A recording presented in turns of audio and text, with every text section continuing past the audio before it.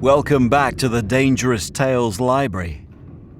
This is an old place, but in its youth was much less unsettling. But we've all changed so much from our youth, haven't we? Except for one small boy. He was part of a scout troop. After a misadventure when at camp with his fellow scouts, well, let's just say he's going to stay a small boy for a long time to come. This is The Wailing Well by M.R. James, narrated by Andy David Jones. In the year 19, there were 2 members of the troop of scouts attached to a famous school, named respectively Arthur Wilcox and Stanley Judkins. They were the same age, boarded in the same house, were in the same division, and naturally were members of the same patrol. They were so much alike in appearance as to cause anxiety and trouble, and even irritation to the masters who came in contact with them. But oh, how different were they in their inward man or boy. It was to Arthur Wilcox that the headmaster said, looking up with a smile as the boy entered chambers, "Why, Wilcox, there will be a deficit in the prize fund if you stay here much longer. Here, take this handsomely bound copy of the life and works of Bishop Ken, and with it, my hearty congratulations to yourself and your excellent parents." It was Wilcox again, whom the provost noticed as he passed through the playing fields, and, pausing for a moment, observed to the vice-provost, "That lad has a remarkable brow." "Indeed, yes," said the vice-provost. "It denotes either genius or water on the brain." As a scout, Wilcox secured every badge and distinction for which he competed. The cookery badge, the map-making badge, the life-saving badge, the badge for picking up bits of newspaper, the badge for not slamming the door when leaving pupil room, and many others. Of the life-saving badge, I may have a word to say when we come to treat of Stanley Judkins. You cannot be surprised to hear that Mr. Hope Jones added a special verse to each of his songs in commendation of Arthur Wilcox, or that the lower master burst into tears when handing him the Good Conduct Medal in its handsome claret-coloured case, the medal of which had been unanimously voted to him by the whole of third form. Unanimously, did I say? I am wrong. There was one dissident, Judkins me, who said that he had excellent reasons for acting as he did. He shared, it seems, a room with his major.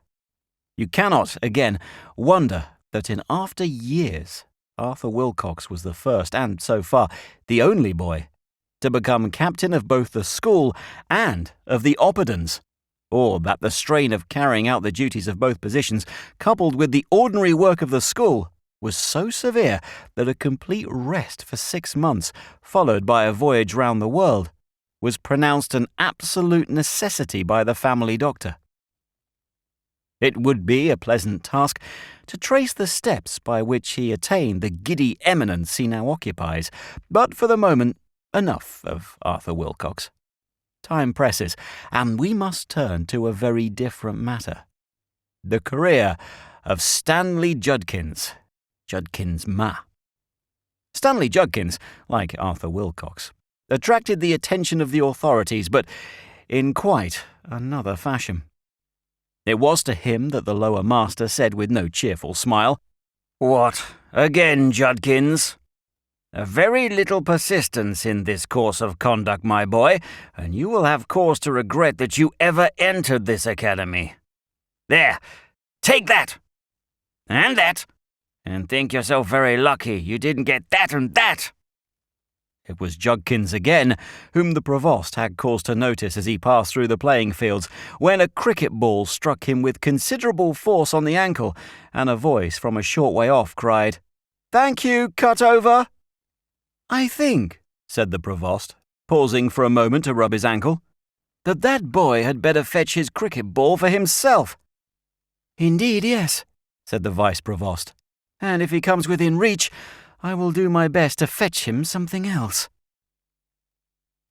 As a scout, Stanley Judkins secured no badge save those which he was able to abstract from members of other patrols. In the cookery competition, he was detected trying to introduce squibs into the Dutch oven of the next-door competitors. In the tailoring competition, he succeeded in sewing two boys together very firmly, with disastrous effect when they tried to get up. For the tidiness badge, he was disqualified because, in the midsummer school time, which chanced to be hot, he could not be dissuaded from sitting with his fingers in the ink, as he said, for coolness' sake. For one piece of paper which he picked up, he must have dropped at least 6 banana skins or orange peels. Aged women, seeing him approaching, would beg him with tears in their eyes not to carry their pails of water across the road. They knew too well what the result would inevitably be. But it was in the life-saving competition that Stanley Judkins's conduct was most blamable and had the most far-reaching effects. The practice, as you know, was to throw a selected lower boy, of suitable dimensions, fully dressed, with his hands and feet tied together, into the deepest part of Cuckoo Weir, and to time the scout, whose turn it was to rescue him.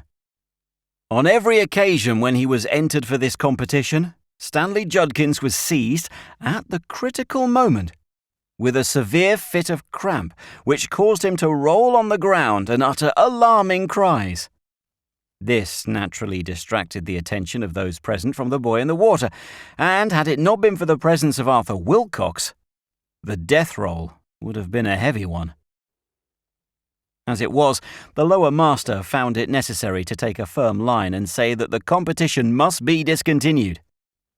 It was in vain that Mr. Beasley Robinson represented to him that in 5 competitions only 4 lower boys had actually succumbed. The lower master said that he would be the last to interfere in any way with the work of the scouts, but that 3 of these boys had been valued members of his choir, and both he and Dr. Lay felt that the inconvenience caused by the losses outweighed the advantages of the competitions. Besides, the correspondence with the parents of these boys had become annoying and even distressing.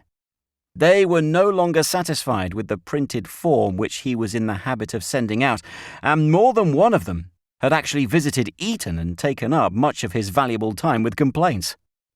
So, the life-saving competition is now a thing of the past. In short, Stanley Judkins was no credit to the scouts, and there was talk on more than one occasion of informing him that his services were no longer required. This course was strongly advocated by Mr. Lambert, but in the end, milder counsels prevailed, and it was decided to give him another chance. So it is that we find him at the beginning of the midsummer holidays of 19... at the Scouts camp in the beautiful district of W, or X, in the county of D, or Y. It was a lovely morning, and Stanley Judkins and 1 or 2 of his friends, for he still had friends, lay basking on the top of the down. Stanley was lying on his stomach with his chin propped on his hands, staring into the distance. "I wonder what that place is," he said. "Which place?" said one of the others. "That sort of clump in the middle of the field down there." Should I know what it is?" "What do you want to know for?" said another. "I don't know. I like the look of it. What's it called?"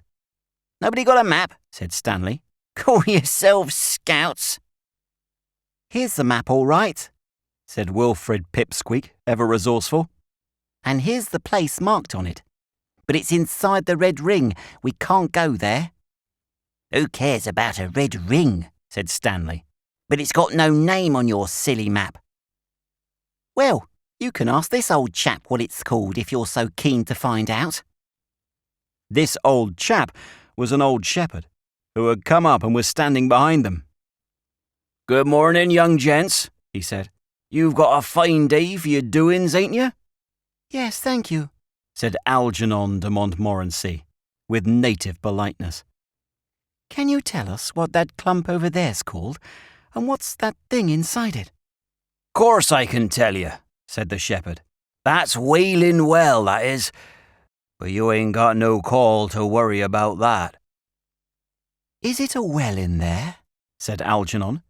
"Who uses it?" The shepherd laughed. "Bless you," he said.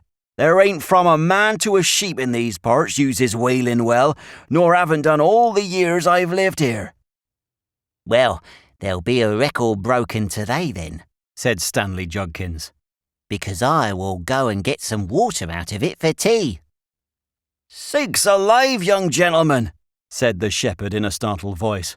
"Don't you get to talking that way. Why, ain't your masters give you notice not to go by there? They'd ought to have done." "Yes, they have," said Wilfrid Pipsqueak. "Shut up, you ass," said Stanley Judkins. "What's the matter with it? Isn't the water good?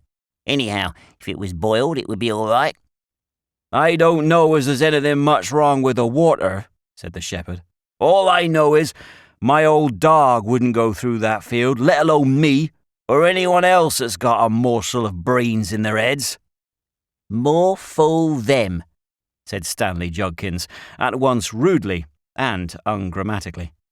"Whoever took any harm going there," he added. 3 women and a man," said the shepherd gravely. "Now, just you listen to me. I know these here parts and you don't, and I can tell you this much. For these 10 years last past, there ain't been a sheep fed in that field, nor a crop raised off of it. And it's pretty good land as well. You can pretty well see from here what a state it's got into, with brambles and suckers and trash of all kinds. You've got a glass, young gentleman," he said to Wilfrid Pipsqueak. "You can tell with that, anyway." "Yes," said Wilfrid, "but I see there's tracks in it. Someone must go through it sometimes." "Tracks," said the shepherd. "I believe you. 4 tracks. 3 women and a man." "What do you mean, 3 women and a man?" said Stanley, turning over for the first time and looking at the shepherd.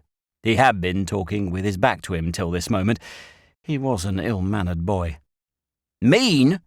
Why, what I says. 3 women and a man." "Who are they?" asked Algernon. "Why do they go there?" "There's some, perhaps, could tell you who they was," said the shepherd. "But it was afore my time they come by their end.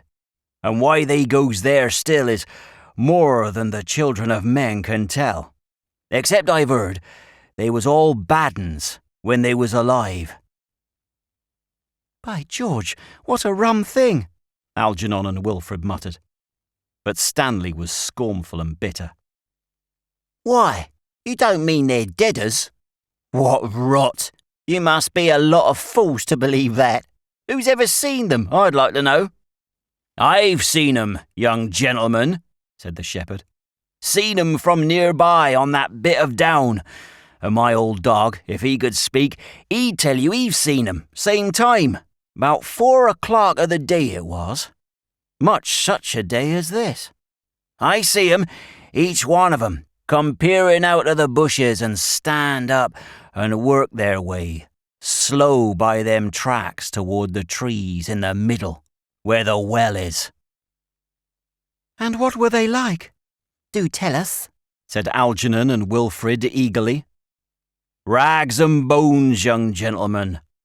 All 4 of 'em, fluttering rags and weighty bones. It seemed to me as if I could hear 'em clacking as they got along. Very slow they went, and looking from side to side."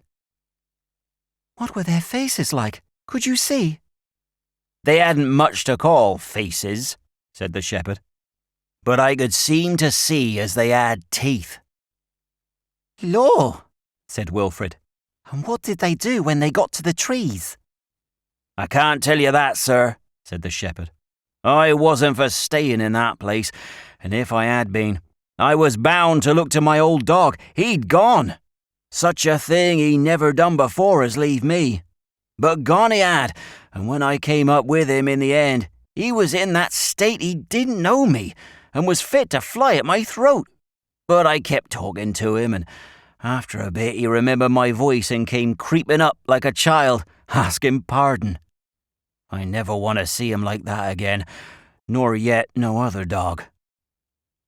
The dog, who had come up and was making friends all round, looked up at his master and expressed agreement with what he was saying very fully. The boys pondered for some moments on what they had heard, after which Wilfred said, "And why's it called Wailing Well?" "If you was round here at dusk of a winter's evening, you wouldn't want to ask why," was all the shepherd said. "Well, I don't believe a word of it," said Stanley Judkins. "And I'll go there next chance I get. Blowed if I don't." "Then you won't be ruled by me," said the shepherd, "nor yet by your masters, as warned you off. Come now, young gentleman, you don't want for sense, I should say.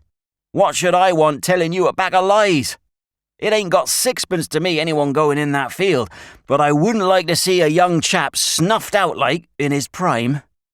"I expect it's a lot more than sixpence to you," said Stanley. "I expect you've got a whiskey still or something in there, and you want to keep other people away. Rot, I call it. Come on back, you boys." So they turned away.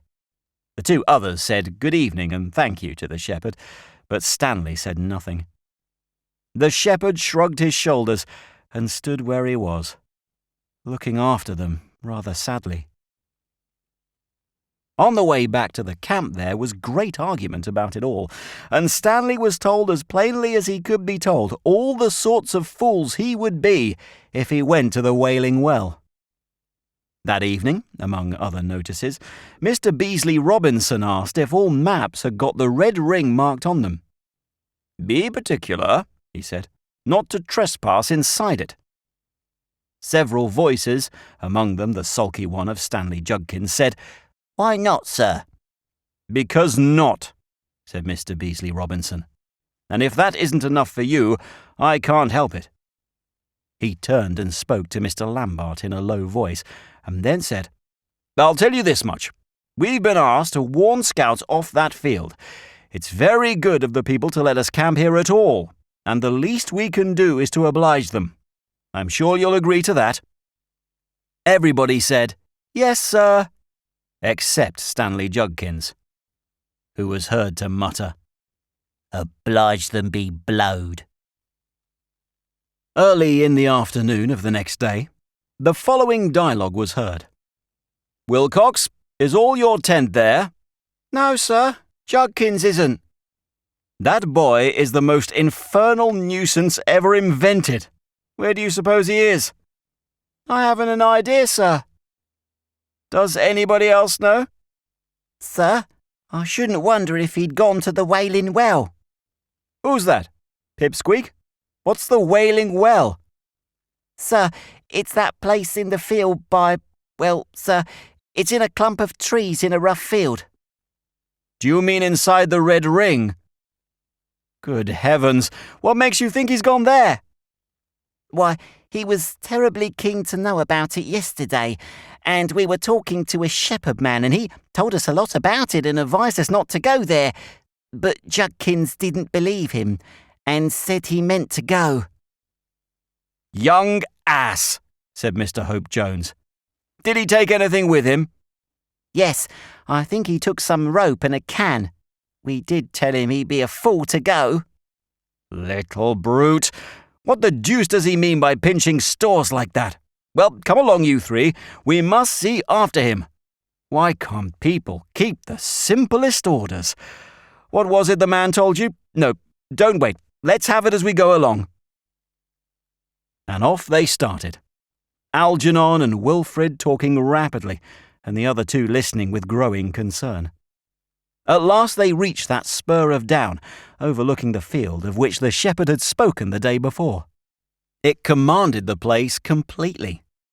The well inside the clump of bent and gnarled Scotch firs was plainly visible, and so were the 4 tracks, winding about among the thorns and rough growth. It was a wonderful day of shimmering heat. The sea looked like a floor of metal. There was no breath of wind. They were all exhausted when they got to the top and flung themselves down on the hot grass. "Nothing to be seen of him yet," said Mr. Hope Jones. "But we must stop here a bit. You're done up, not to speak of me. Keep a sharp lookout," he went on after a moment. "I thought I saw the bushes stir." Yes, said Wilcox. So did I. Look. No, that can't be him. It's somebody, though, putting their head up, isn't it? "I thought it was, but I'm not sure." Silence for a moment. Then, "That's him, sure enough," said Wilcox. "Getting over the hedge on the far side. Don't you see? With a shiny thing. That's the can you said he had." "Yes, that's him. And he's making straight for the trees," said Wilfred. at this moment, Algernon, who had been staring with all his might, broke into a scream. "What's that on the track? On all fours? Oh, it's the woman! Oh, don't let me look at her! Don't let it happen!" And he rolled over, clutching at the grass and trying to bury his head in it. "Stop that!" said Mr. Hope Jones loudly, but it was no use. "Look here," he said. "I must go down there. You stop here, Wilfred, and look after that boy. Wilcox, you run as hard as you can to the camp and get some help." They ran off, both of them.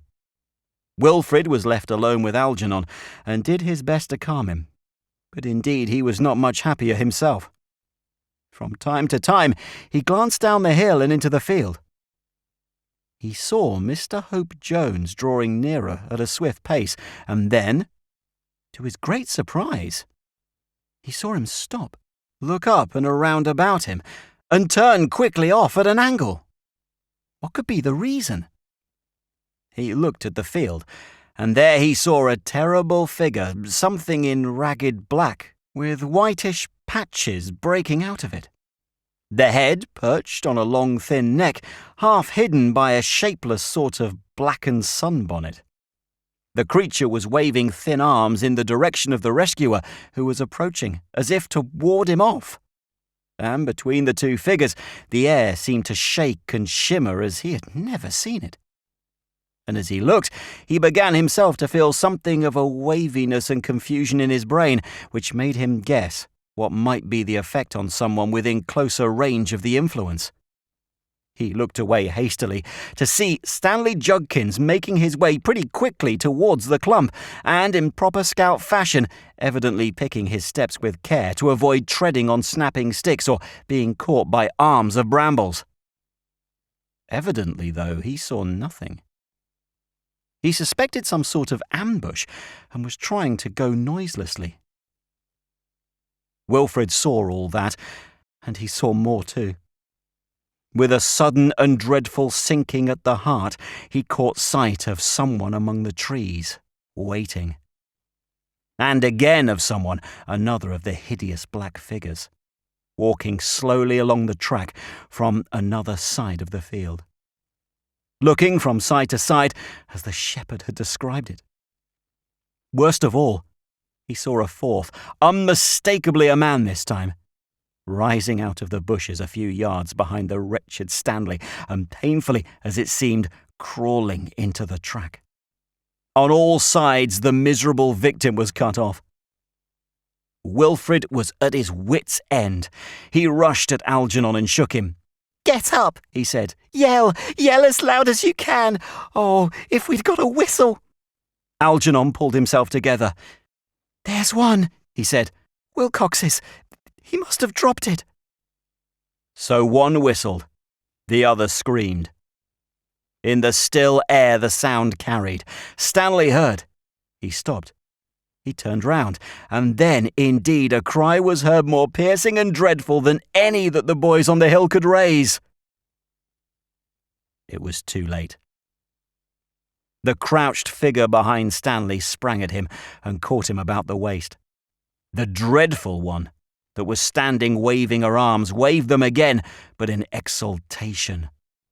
The one that was lurking among the trees shuffled forward, and she too stretched out her arms, as if to clutch at something coming her way, and the other, farthest off, quickened her pace and came on, nodding gleefully.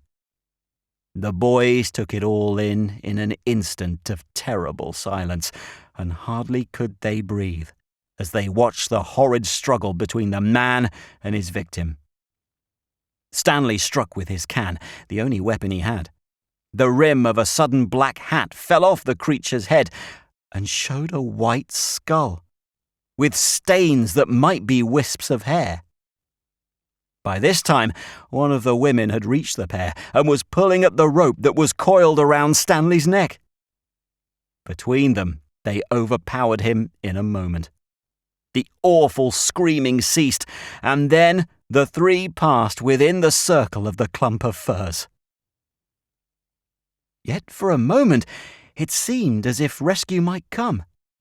Mr. Hope Jones, striding quickly along, suddenly stopped, turned, seemed to rub his eyes, and then started running towards the field.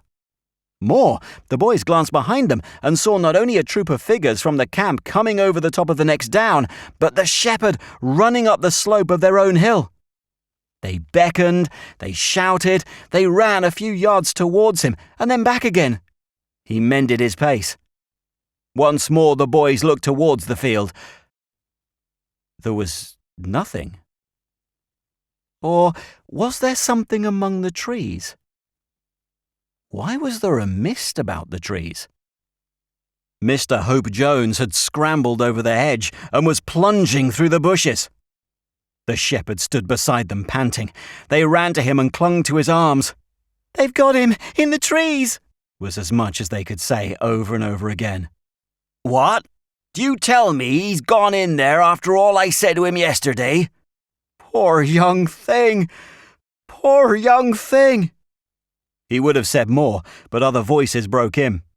The rescuers from the camp had arrived, a few hasty words, and all were dashing down the hill. They had just entered the field when they met Mr. Hope Jones. Over his shoulder hung the corpse of Stanley Judkins. He had cut it from the branch to which he found it hanging, waving to and fro. There was not a drop of blood in the body. On the following day, Mr. Hope Jones sallied forth with an axe, and with the expressed intention of cutting down every tree in the clump, and of burning every bush in the field. He returned with a nasty cut in his leg, and a broken axe helve. Not a spark of fire could he light, and on no single tree could he make the least impression. I have heard that the present population of the Wailing Well field consists of 3 women, a man, and a boy. The shock experienced by Algernon de Montmorency and Wilfred Pipsqueak was severe. Both of them left the camp at once, and the occurrence undoubtedly cast a gloom, if but a passing one, on those who remained. One of the first to recover his spirits was Judkins me. Such, gentlemen, is the story of the career of Stanley Judkins, and of a portion of the career of Arthur Wilcox. It has, I believe, never been told before. If it has a moral, that moral is, I trust, obvious. If it has none, I do not well know how to help it. This has been Wailing Well by M.R. James. Narrated by Andy David Jones. Thanks for stopping by. Remember, you can listen to these stories on your favourite podcast platform by searching for Dangerous Tales. And on YouTube, if you've enjoyed this tale, please hit the like button. And if you haven't yet done so, click subscribe and the notification bell so you don't miss any future Dangerous Tales.